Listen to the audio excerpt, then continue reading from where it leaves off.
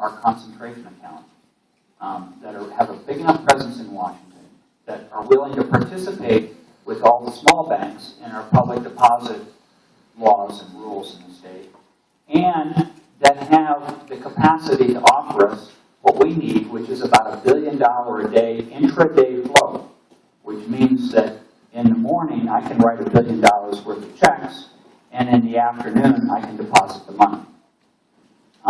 And that saves us money, and it's real value to the taxpayer. So I have to offer the contract that's the best deal for the taxpayer.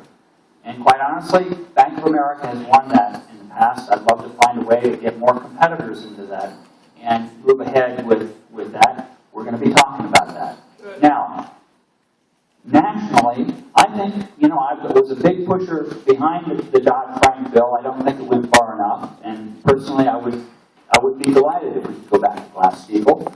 I don't know that you can actually get that horse back in the barn. So my sense is that there are other ways that you could approach it, but you're going to run into Congress. And I'd be more than happy to work with you on ways to try and think about that. I will say, in response to the comment about moral issues in Bank of America, I was very, very, very blunt with the CEO of Bank of America when we were having difficulty trying to get them to open a homeowner relations office to deal with people who were struggling and behind and being foreclosed upon. And I wrote him a scathing letter. I actually wrote it on a Monday, and I got a phone call from him on a Thursday saying that they were going to open that office within the next week. And they did, and they changed their practice in the state. So I have pushed Bank of America very hard to actually look people in the eye and have a discussion with them.